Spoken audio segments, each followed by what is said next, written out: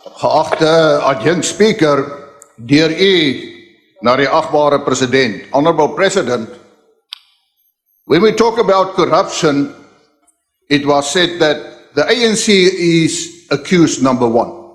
Your words. But Honorable President, you are number one of accused number one. And the question remains, what did you do to prevent corruption of accused number one?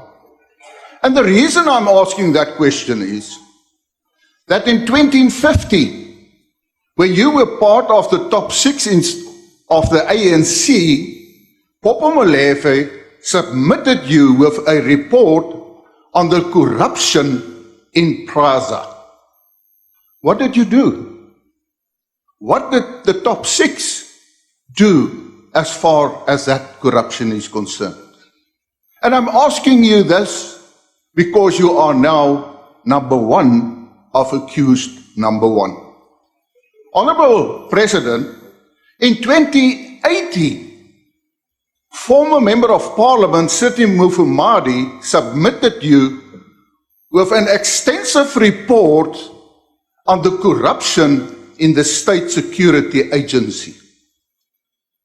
Allegations of serious crimes, paying a former president more than R1 million of taxpayers' money extra, besides his quite high salary.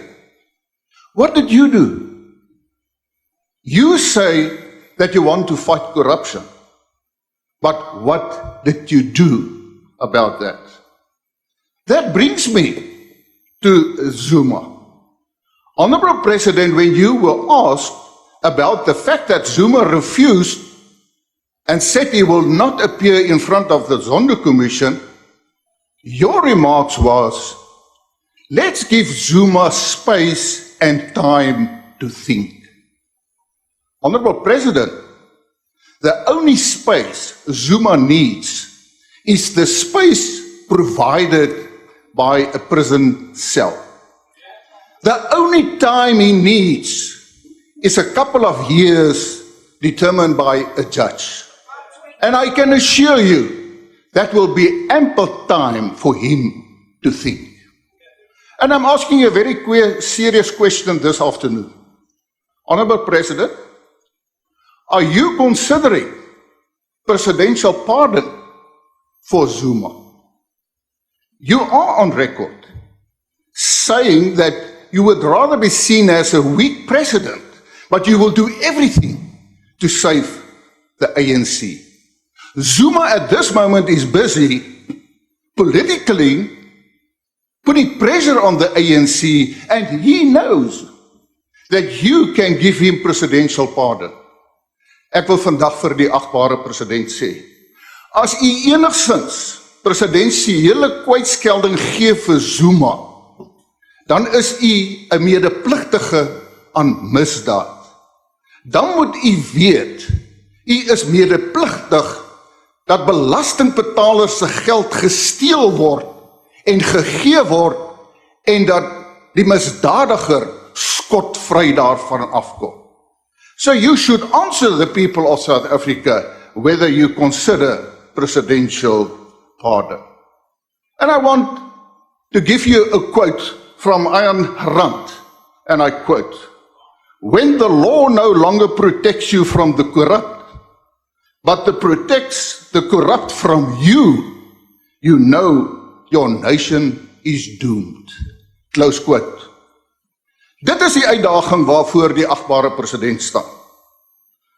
Ek wil ook vir die agbare minister, die agbare president sê, dat deel van u herstelplan, your economic recovery plan, is about black economic empowerment.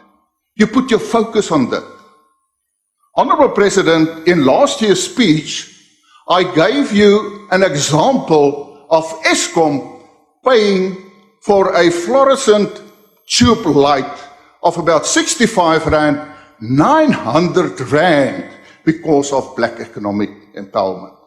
Now, just like the COVID-19 virus has different mutations, I want to give you another mutation of black economic empowerment. And I want to use the Gauteng River municipality in Northwest. The community had to go to court, empowering them to take over the waterworks and the sanitation to ensure that the community gets some water to drink and wash their hands. But what emerged from that? What emerged is that for years, the ANC government in that local municipality deliberately sabotaged the water system so that under BEE, contracts can be given for water tanks and the supply of water. That is economic terrorism. It's fraud. And the question is, what are you going to do about it? Honourable President, I also want to talk about race relations in South Africa. You are on record at numerous occasions where you refer, for instance, on black economic empowerment, that is the opportunity to ensure and enhance black economic empowerment. When we look at the grants given, specifically if you look at the tourism grant, the equity grant, you exclude whites. Why? The irony, Honourable President, is that there are white business people who employ, say, 5, 10 or 20 black employees. But you don't want to assist them, to keep them and assure them that they can keep their employees in service. That is discrimination. If you go, for instance, you look at the municipality in Durban, they put out an advertisement for an auction of motor vehicles, but explicitly say, excluding Indian people from that auction. If you look at Brackenfell, where mainly brown people are in that school and where parents come in to protect them, then you are on record to say, but it is unfair, people must be allowed to have peaceful demonstrations. The fact of the matter is, it was not peaceful demonstrations. Honourable Chairperson, or Deputy Speaker, if we look in South Africa, in my limited time, I also want to say, because of the COVID-19, and because of black economic empowerment as a smokescreen, billions of rands were stolen from the taxpayer. And I want to say to the government today, you must take note. Next week, when we hear the budget from the Minister for Finance, and he's going to increase personal tax, you must expect a tax revolt, instituted by the government and instigated by the government. You must take note that the people of South Africa is fed up with draconian, irrational regulations because of the COVID-19 pandemic. You must take note that the government with those measures are instigating civil disobedience. Don't be a surprise when it happens. In fact, the e-toll saga is proof of what can happen. Take note on what I said. I thank you.